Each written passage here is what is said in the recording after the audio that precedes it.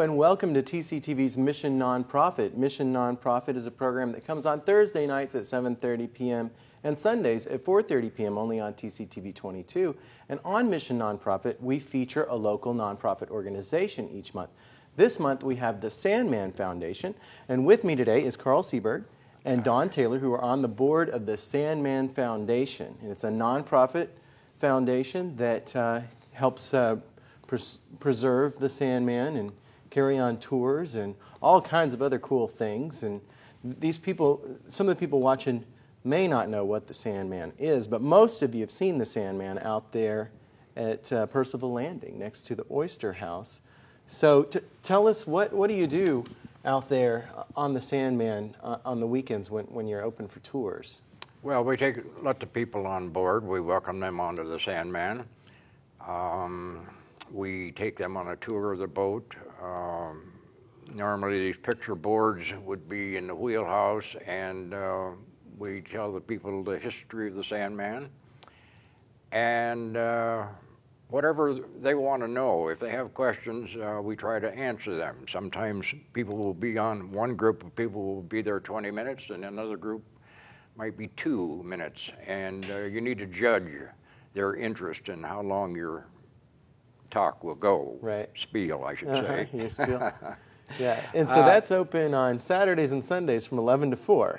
Yes, right? yes. Anybody can come down to Percival Landing, right next to the Oyster House, walk on the boat, see all of the parts of the boat, ask questions. It's about a free-floating museum. Free of charge. Right, and it's free of charge. You accept donations. Oh, absolutely. So that helps you keep going. So coming up on August 7th, the Sandman has a centennial celebration. It's going to be 100 years since it was built. That's correct? true. Yeah, so that's true. So it's going to be 100 years old, and it's pretty much a completely different boat at this point because of all the restoration. No, it's still the same. As a matter of fact, it's very similar to the original boat. Oh, okay. They rebuilt it in one part. The cabin was rebuilt using the old one as a template. Right. So piece by piece, it is back to what it was originally. It was incredible. I saw we have a video we're going to show later in the show about this restoration where they picked it up out of the water, took it to, was it Port Townsend where you dry docked it? Yes. Pretty much rebuilt the hull and new wood everywhere, new bolts, or I guess what are they, giant nails? What do they call those? Is there a name for them? I don't know, Don. Been involved more with the restoration, so. Well, I don't know what the technical term of the wood planking is, but they're dowels that secure the deck. Okay. But it came back from Port Townsend, just the hull with a new deck, and so everything above the deck and the engine was rebuilt and installed, and then the house was built on top of that deck. And the rails. The way we like to describe it is that most of the structural wood on the boat, the planking underneath, the deck, even the house, and the wood had really had deteriorated, as wood will do in a marine environment. So that wood has been largely replaced. But it's been replaced with the same kind of wood that was on there originally, the same dimensions. Everything looks exactly the same. But this is more accurate now. It's probably a more accurate representation of what it was. Yes. When it was and born. in addition to the wood, the other mechanical structures, we've tried to save as much of the original boat as we could. Things like the steering wheel and the pilot house, that's all from 1910. Now this is a tugboat. Yes. And tugboats pull other boats, right? Am I? Push and pull. Push and pull other boats. Okay. Well, what kind of things did the Sandman do back in its? The Sandman towed barges of oysters to processing plants like J.J. Brenner that was down where Bayview Market is right now. The Oyster House at one time was a processing plant, and there were 2 others right in that same area. And so the Sandman was busy doing that, but the fellow that had the boat built owned Olympia Sand and Gravel, and he needed a tugboat because he needed sand and gravel to come down from Steilacoom or the pit near Stilcombe. And so he asked Crawford and Reed, a boat building place in Tacoma in 1908, to build him a tugboat. And it was actually built for steam, but he went to the Seattle Pacific Exposition in 1909. I don't have the right title, but it was an exposition in 1909, and saw this gas engine. It was a Frisco Standard engine, 50 horsepower gas engine, and so he asked for that to be installed on the boat. And coincidentally, there's another boat called the Reliance that was a year older, and it wanted the engine too, but had to wait a year because the Sandman was getting the first one. Oh, so it was which was brand kind new. of a Diesel? no, it was gas. So it's a Gas. Back then, it was a brand new, top of the line. You know, At that time, state-of-the-art. most of the boats were steam. Well, now the towing winch that's on the back is the original towing winch, and it was powered by what was called a Stanley steamer engine. But because we did not have steam, it had to be converted to air. So there was a compressor installed and air tanks and so forth, and they converted that Stanley steamer engine, and we still have that. Oh. It needs to be rebuilt, but we still have that. And Arthur Weston had the boat from 1910. It was launched in 1910, and it was brought down to Boston Harbor, and H.A. Long Boat Works built the superstructure on the boat. And then it was put in service, and Weston had it until 1922. And I guess we don't know the reason he sold the boat, if in fact that's what happened. But he also did not have Olympia Sand and Gravel anymore, and we don't know about that. So the boat went to Dolby Smith, that at one point had 7 or 9 tugboats in his fleet.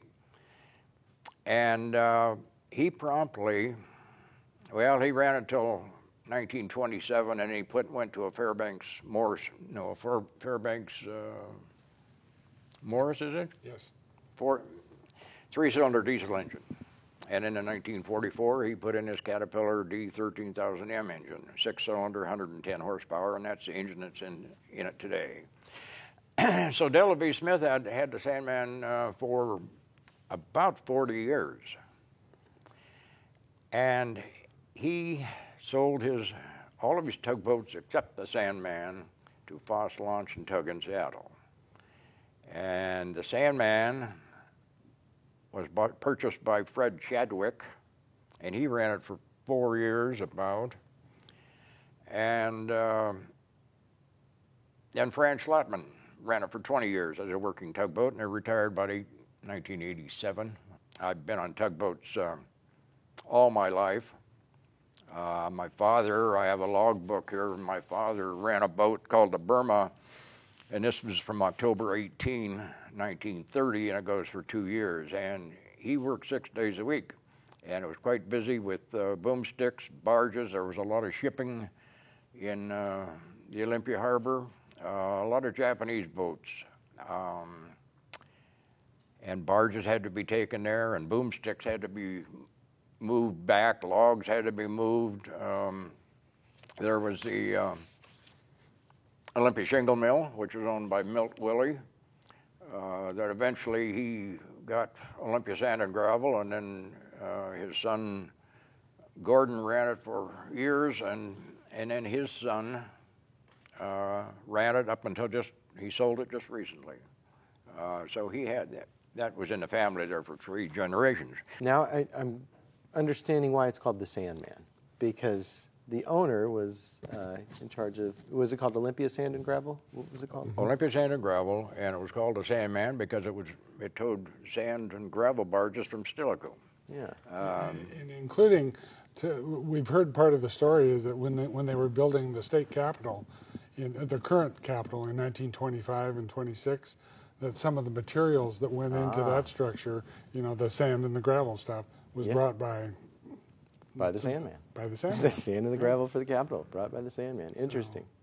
It's great to have it there downtown because it's really. And the point, excuse me, the point we really want to emphasize in this history is that the Sandman was always locally owned. That from 1910, when she went into the water, all the way to the mid-1980s, that was a working commercial tugboat for 75 plus years, and she was always based right here in Olympia. Even though she might have gone all around Puget Sound, you know, pushing and pulling things, she always came home to Olympia.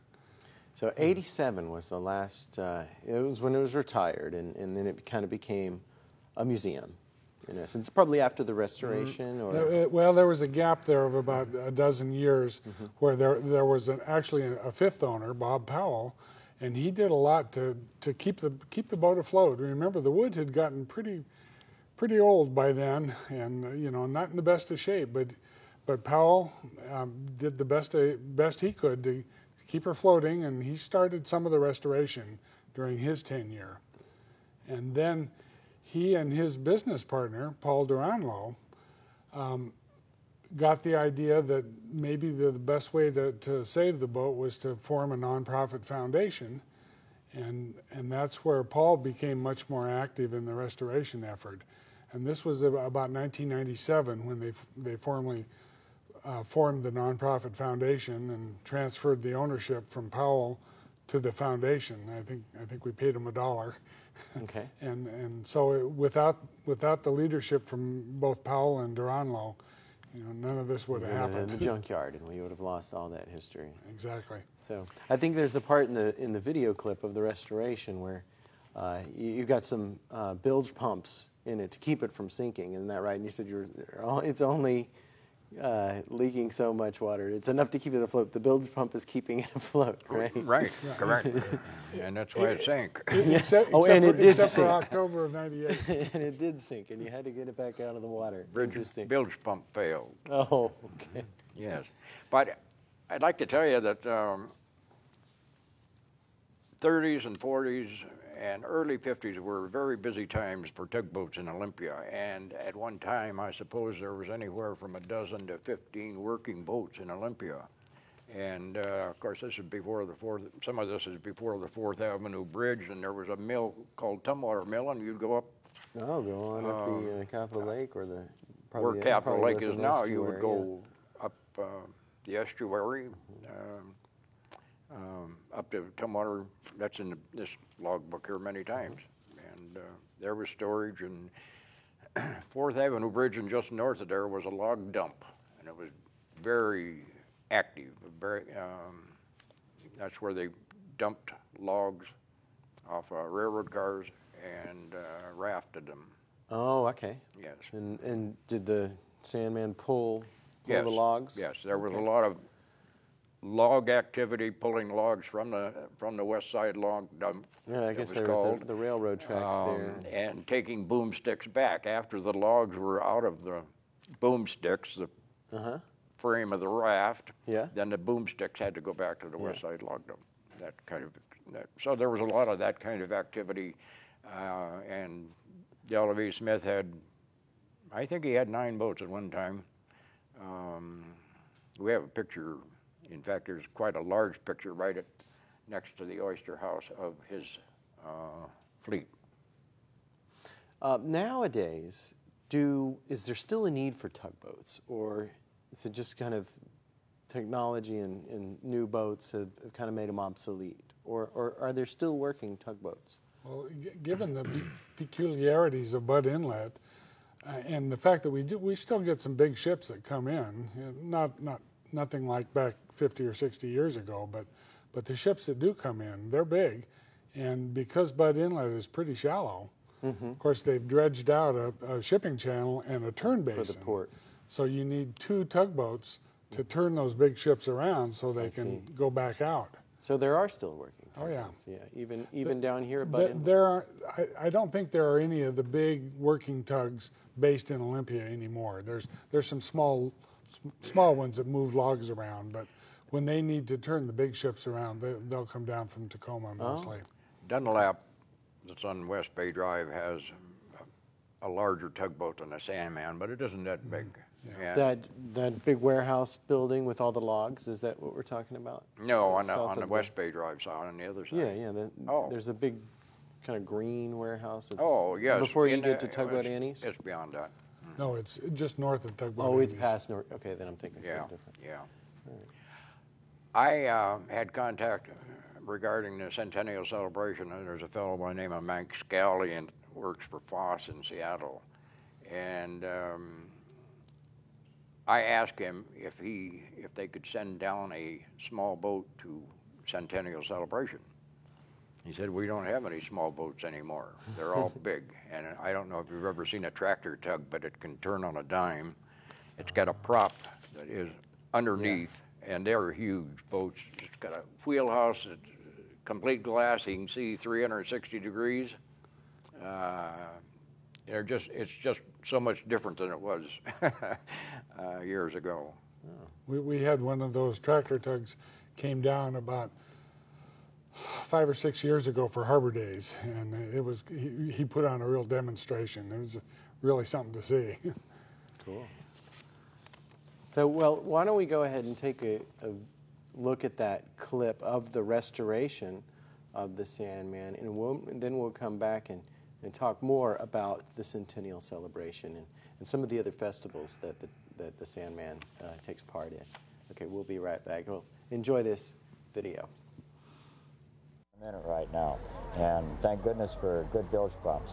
The rot is getting the best of it, but we are looking forward to the time that we can get out of the water and get some major restoration work done, and looking forward to participating in the tugboat races at Harbor Day again. Well, if one of the grants comes in, our plans are to pull a boat in at the Port of Olympia, and with their cooperation and that of the Longshoremen's Union, take the house off the boat, deck winch, the anchor windlass, the tow winch, the compressor out, the anchor bed, main engine, and the starting motor, and have various people take these on as projects. The antique engine people are interested in reworking the Stanley steamer that drives the tow winch. We're also hoping for a lot of community involvement, also from the private sector. This is a big job that's before us, to redo the systems on the boat, and all the woodwork that is rotten and needs to be replaced. All the systems have to be disconnected, the steering, the pumping, the electricity, all of the various networks that hitch the control center in the pilot house to the other parts of the boat will have to be disconnected. No, today was a great day. Really was. We found the major leak, and I think we've stabilized the situation. We'll get these bilges clean and get the limber holes opened up. I found a whole pile of stuff about that deep just below the shaft bearing.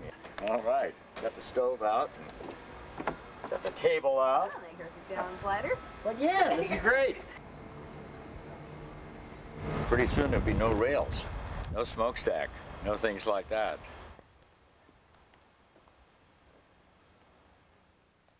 We are going to have to totally dismantle the helm or steering wheel of the boat and re-glue and fasten it, and of course refinish it. It's a beautiful old spoked wheel.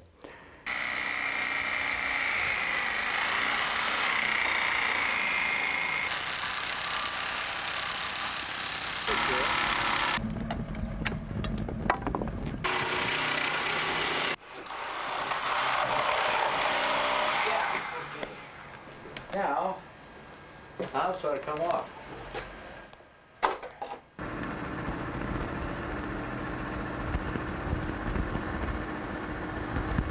So are you happy with the way the house came off, Paul? Yes, very happy.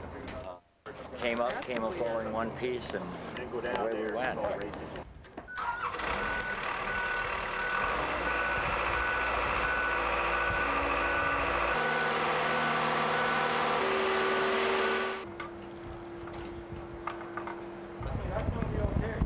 Let's try up a little bit.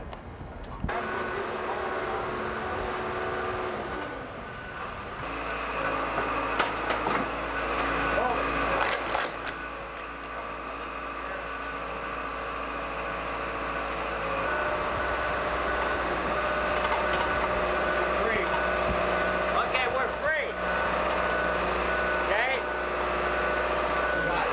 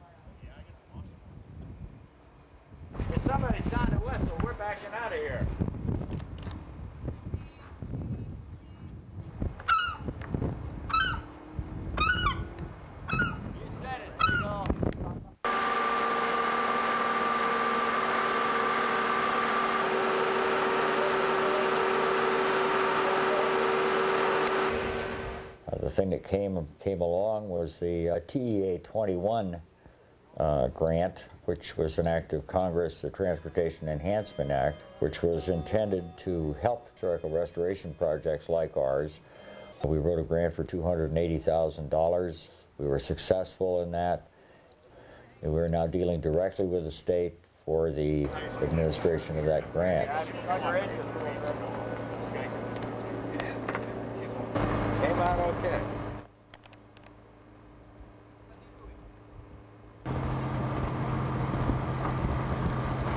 So off to the boatyard we go. Welcome back to Mission Nonprofit. We just saw a clip of the restoration video for the Sandman, and our guest this month is the Sandman Foundation, and they're having a big centennial celebration, 100 years of the Sandman, on August 7th, so make sure you go down. This is going to be at Percival Landing? No, it will be at the Port Plaza. Okay, at the Port Plaza. Which is west of Farmers Market, which is at the end of Capitol Way, and it is behind Anthony's Restaurant. And Okay. we're going to have 3 additional same vintage tugboats there. We're going to have the port boat, we're going to have the harbor patrol boat, and the Sea Scouts at this point, and we're going to have entertainment. The Governor of the state of Washington has declared August 7th Sandman Day. Sandman Day. And Secretary of State Sam Reed will be there to speak, as well as many elected officials. And we will have honored guests. These are tugboat descendants, if you can imagine. I mentioned Clem Keegan earlier. I've talked with his daughter-in-law and his granddaughter, and they're both going to be at the Centennial, as we have about 20 of those people. And we're going to invite volunteers that were involved in the restoration. There's quite a few people, and there's going to be some food and beverages, and it's going to be a great day. 11 to 4? 10 to 4. 10 to 4 p.m. on August 7th at the Port Plaza. Okay, make sure you write that Sandman down in your Centennial calendars. Celebration. Now, does the Sandman Foundation have a website? We do. www.tugsandman, that's all one word, tugsandman.org. Okay, nice. So check us out. So in that video we just saw, we saw Paul Duranolo, who introduced it and was talking about the restoration and taking the house off and He's a taking very the interesting engine out. man. He owned the Sandman. No. He never owned it himself. own it, His okay. business partner, Bob Powell, actually owned it. And both were instrumental in forming the nonprofit foundation. But once the ownership got transferred, then Paul really picked up the ball and was instrumental in applying for the federal grant that he mentioned. And without the federal funds, none of this would have happened. And he was really solely responsible from that point on in seeing that the boat got rebuilt. And unfortunately, he couldn't be here tonight for this taping, but he will be at the absolutely. at the Centennial. So Yeah, he's still our guiding light of the group. cool. And without his vision, dedication, and leadership, we wouldn't be where we are today. He is a master shipwright, and the definition of a shipwright is someone that builds ships. And Or rebuild ships. In the case of the Sandman. and I have to tell you something else about Paul, is that there are 2 ways to do something. There is the wrong way, and there's Paul's way. And that fellow is so intelligent and knows what he does. And I worked with him several times on projects, and I'm not a Finnish carpenter. I'm a Swedish carpenter. I can drive a nail and saw a board, but I can't do much beyond that. But he knows how to do it all. And so I say that there's the wrong way and Paul's way, and that's complimentary to Paul. Nice.